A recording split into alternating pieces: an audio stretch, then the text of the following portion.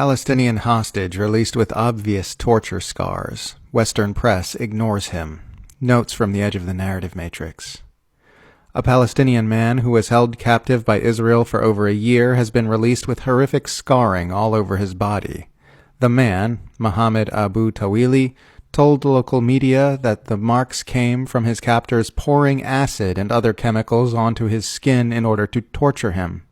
One of his eyes was also destroyed, reportedly in a savage beating. You think you've seen the worst thing you can possibly see in this ever-unfolding nightmare, and then you see something like this.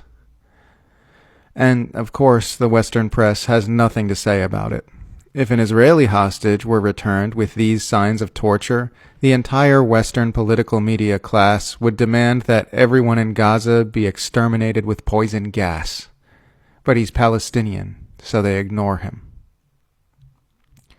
It's weird how Israel's supporters will just pretend to believe complete nonsense in order to advance Israeli agendas. Oh yeah, Hamas strangled those redheads with their bare hands. Oh my God, Hamas beheaded babies and roasted them in ovens.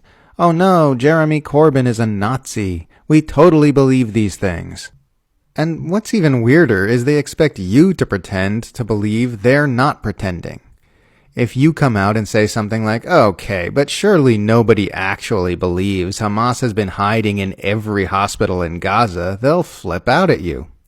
If you point out that it's much more likely the Bibas family was killed by Israeli airstrikes in an area where women and children were getting killed by Israeli airstrikes every day, than that the Israeli government is telling the truth about something they lie about constantly just as a critical ceasefire deadline approaches, you'll be swarmed by Israel supporters not only pretending to be absolutely certain they were murdered by Hamas, but demanding that you pretend to take them seriously. It's just so silly. These freaks act out these ridiculous stage plays where they pretend to be outraged about bogus atrocity propaganda or pretend to feel unsafe because of some completely made-up anti-Semitism crisis. And everyone knows they're full of shit, but we're supposed to pretend we don't know that or we're the worst person in the universe. This is a bunch of grown adults rolling around on the floor having manipulative tantrums about made-up nonsense, and then having tantrums at anyone who doesn't take their tantrums seriously. It's like, come on, have a little dignity.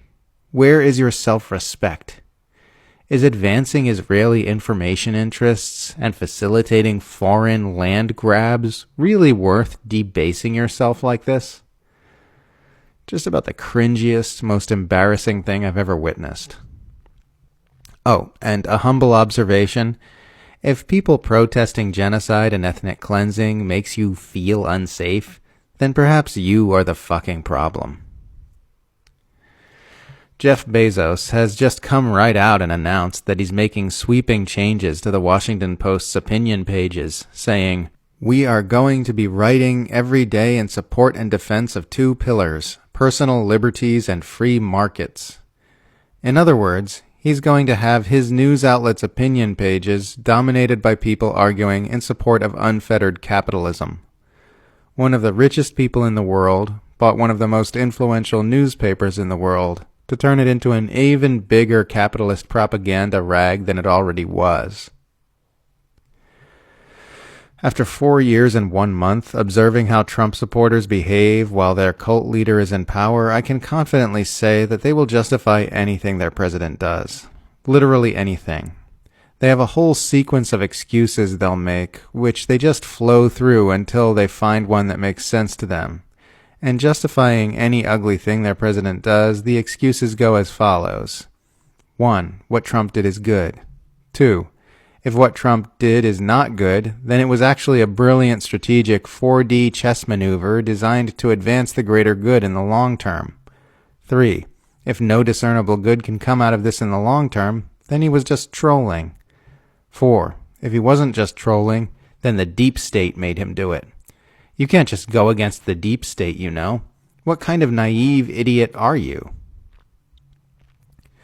Amnesty International has formally denounced Australian universities for adopting an insane and speech-stifling definition of anti-Semitism to assist Israeli ethnic cleansing agendas.